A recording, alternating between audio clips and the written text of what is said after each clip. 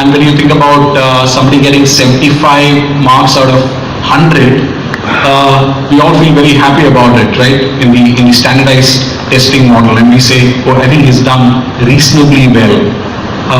But the question is, what really happens to the balance 25%? Of saying he's got 75 out of 100, which means actually he's lost out on the quarter of the information or the knowledge that he should have had. I don't think people look at it like that, right? Which actually means that it's actually not seat time, which is about how many hours that you sit in a classroom that's important. Probably it's about competency, right? About whether you've been able to get the competency to be able to move up further. So maybe assessments is all about competency-based assessments. So saying if you're competent enough, great, you move ahead. If you're not, you stay back and get to the level of competency before you move ahead. And maybe that's what assessments is about. All right, that's interesting. Yes. What are tests really about? What is the purpose of testing? Why do we have test assessments in our schools? The purpose should be, tests are meant to be diagnostic. They're meant to diagnose the strengths and the weaknesses of the child, so you can adjust your lesson delivery accordingly. Yet, testing in our country has become one about labeling. It actually puts a label on the child's head. If you got 95, you're really intelligent. If you got 75, maybe you're not so intelligent. You're average maybe. If you get lesser than that, you're a duffer or something like that. What is the point of that? And frankly, what are tests in our country? For a very large part, they are nothing but a measure of how well a child can memorize. For quite a few of our Indian boards and state boards, it's basically a memory retention assessment. So if I know that you have got 90 and you have got 75, it probably tells me that you can memorize better than you can. But is memory retention a skill that one of these kids in schools today are going to require when they join the workforce? No. They are going to have they already have infinite amount of information available at their fingertips. By the time they are in their adult lives, they will probably be auto-prompted by AI and other technologies before they even have to solve the task. So it's really important. We need to think about what are we testing, why are we testing, what is the true purpose of tests. I totally agree with Professor Mitra that we need to rethink about making these exam halls, they've been made out to be like prisons. You have to get checked before you go through. It's like getting into this hotel, your car is checked and then you're frisked 5 times and all of that. This is what's happening when you enter an exam hall. What kind of mood is a child entering the exam if he's going to enter like that after he's been frisked? Where are we living? What is it coming to? So I think we really need a rethink of the assessment system. Why are we doing it? What is its purpose? And how is it really going to benefit the needs of what today's learners have? Okay. I have a couple of points. One I mentioned earlier as well is, the assessment should not be just about the curriculum, what's being taught, and also should be not what's being taught, it's about what the child learned. That's point one. Point number two is the assessment should be in form of a gamification, right? Look at golf. If you play golf, you're not playing against a competitor. You're playing against nature. You're playing against the field, against the green, against the bunker. Right? You're playing, trying to beat yourself in terms of doing it better every point of time.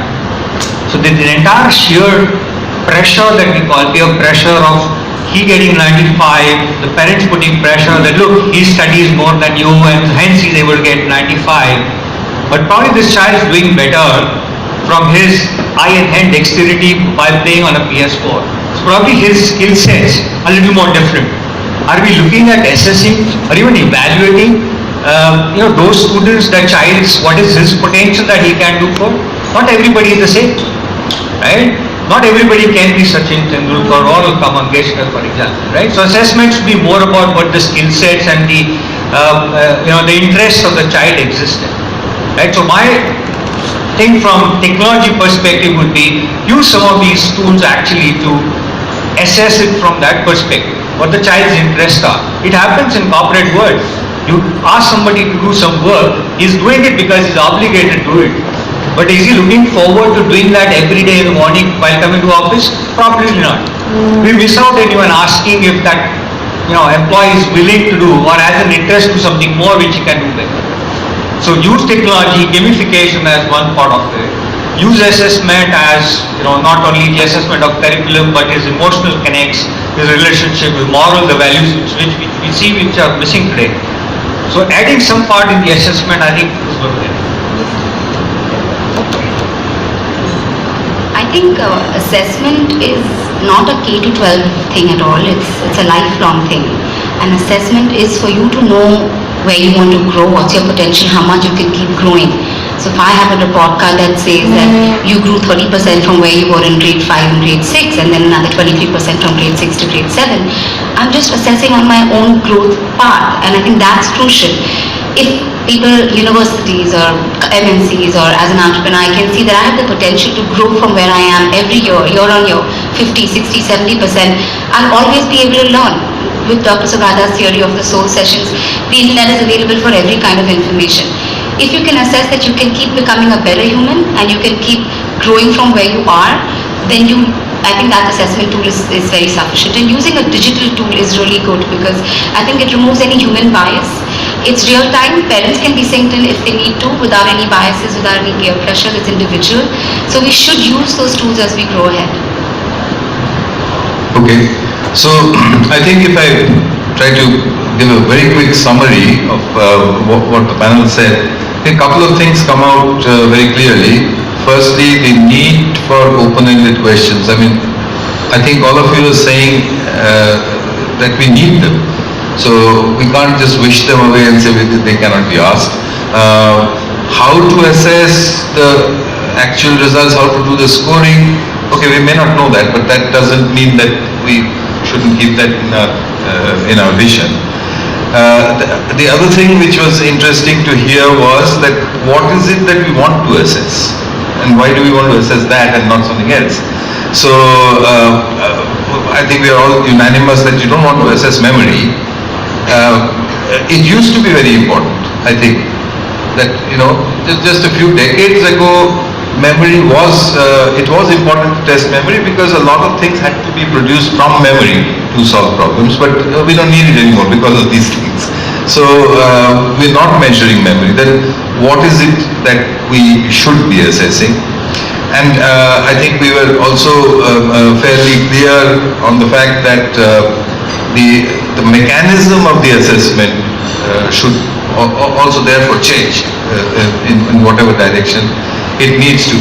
So if I leave it at that, it's a fairly tentative comment from the panel, but it couldn't have been otherwise. I mean, I don't think there's any panel anywhere which can say we know what is the answer to the new assessment. But what about you? Now that you've heard these points of view, what's your take on assessment?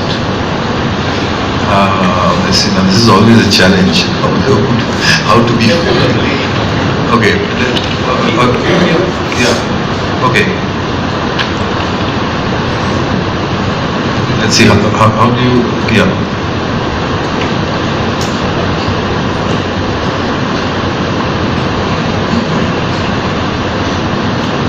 So according to me, whatever the things you are assessing is maybe human values, as you say. Now UK is following kindness curriculum.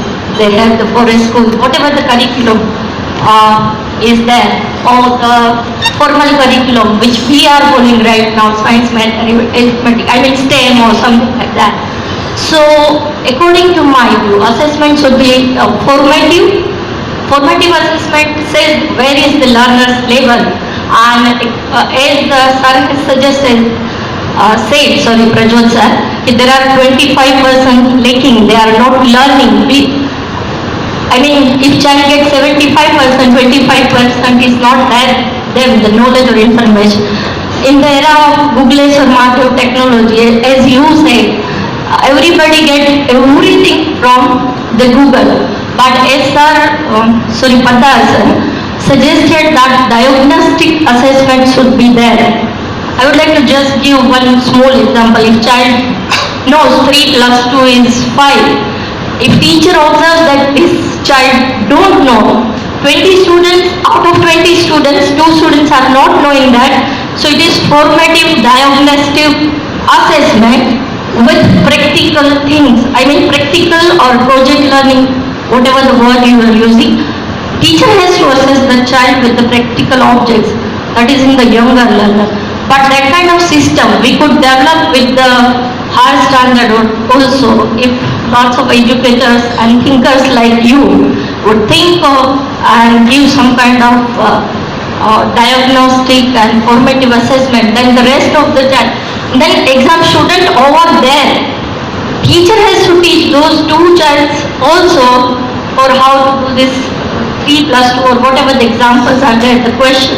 I mean, they must clear what the topic was there, what the content was there, or what are the values we want them in the child. Thank you. Okay, so her point was that we must have diagnostic assessment. Now earlier we had a blue sleeve shirt. Oh, there's more than one blue sleeve. No, a blue full sleeve shirt, which is not folded. Okay, I've been diagnosed as colorblind and I'm pretty sure I'm wearing green. So, I guess this is a response then, but there is also a question at the end of this because as you said, there's no comprehensive answer because I'm asking myself listening. 2 things. One is more of the ecosystem structural thing, which is the second question, and but I'll say it first so you can decide whether it's worth answering or not, which is if we are all realizing somewhere in all of this that assessment is fundamentally broken in the way it's working right now, why can't there be a mass sort of revolt and migration out of systems that demand it? Because even coming back to a question about universities, Ernst & Young have stopped hiring people based on their university results. They want to see the person. So we know that that change is happening there, but if we know that we're in this 200-year-old system, then why are we not looking at just a sea change in a much faster way? And if we're going to do this change from within slowly as the nature of things go, then isn't this also a revolutionary sort of revolt possible? So that's one thing. The second one is, I've forgotten your name, ma'am. But this idea about lifelong learning, self-reflection as the fundamental assessment tool really resonates. It's almost like taking an Eklavya-like approach to your own learning, where you are always questioning yourself about where you are, where you need to be. I mean, that's the best skill. And so my question on this is this idea is, all these skills that we're talking about, is that all we are? Is that the sum total of the being that needs to be created? Because I think in her answer, it tells me it's not. If I look at what made you all who you are, made me who I am, it's not just the fact that I have creativity, collaboration, communication. There's also this whole idea of experience, empathy, the unknown number of things that just make us who we are as human beings, able to socially, culturally, economically function in society and excel in society. Do just skills cut it?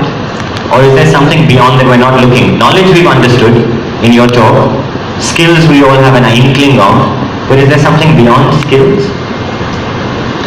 Okay, so we've got 2 questions there. The second one is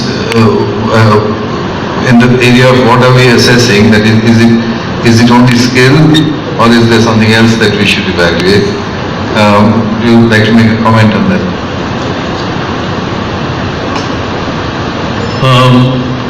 At one level, I would like to differ with you when you say a revolt. I don't think that's what we as educationists stand for. However, even the current assessment system which exists today has not been forced down. It has also evolved over time. It has evolved the way things were taught in the past. What was the aim which we wanted to achieve? Unfortunately, our teaching has got stuck there. It hasn't evolved over time. So if we want to change the way we assess, we can't wait for governments to take a decision. But what is in our hands today is that we can definitely change the way we teach in the classrooms. Nobody stops us from assessing students on team building, assessing students on critical thinking, assessing students on service, help, care, internally. But how many of us, when we write the reports in the end to the parents, focus on these parameters? So we as heads of the schools have to think out of the box and find out ways and means where our children are ready to face challenges of the world tomorrow. And trust me, those challenges are not assessments. They are much more than that. So what I'm trying to say here is that we have to create our curriculum delivery or pedagogy in such a way that students are able to sit for any kind of assessment in life. The reality of today is they have to sit in a very aristocratic kind of examination system, whether it is competitive or non-competitive. But the world they have to face is based on what Professor Mitra mentioned. So we as educators have to create a balance somewhere between. Yeah, I don't mind adding to that just a little bit.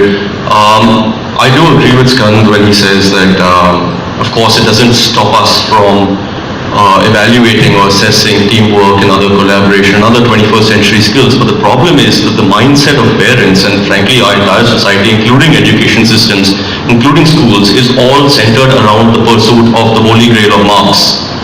If I am going to test team building or collaboration or any of that, that's not going to get the child more marks. I think it's important, I definitely do. But frankly, that's not necessarily the only thing that a parent sees that they want the child to get. The purpose of schooling, unfortunately, has become less about learning, but more about getting into the best college. So if that is your goal, then what are you going to test?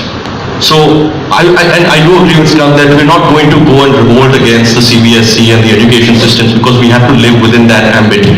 But I think it needs to be more of a movement where we are able to influence the CBSE and the other boards of the country, the heads of those, to understand that what is really important to assess. Okay, so two more. One, but quickly because we need to move. So, I didn't get your name, but let me try and answer both your questions. We'll talk about revolution when things are not happening. I want to just take you back 5 years. From the time we were assessing a unilateral method of just marks, look at what all has happened in this country. Today you're doing formative and subjective, right? That gives you an area of content, knowledge as well as skill to be assessed. Today you're looking at HOTS, so you're looking at critical thinking. Today you're looking at CCE in a different format. Today you're looking at, what he said earlier, you can look at beyond life skills. And I'm going to the second part of your question. Why do you have to stop at knowledge skills only? Go beyond and look at emotional intelligence, because that's going to be the thing of the future. That's going to put the human apart from the robot. So nothing's going to stop you in the classroom to assess. So we really do have to appreciate the fact that in the last 5 years, a lot of good things have happened in the country as far as education goes. And unless we recognize that, we'll sit in crib and it's not going to take us any place. So think about it, the past 5 years we've really ramped up a lot. The question being asked is that enough? Or should we fast forward a little bit more? If that makes sense to you. Okay. Just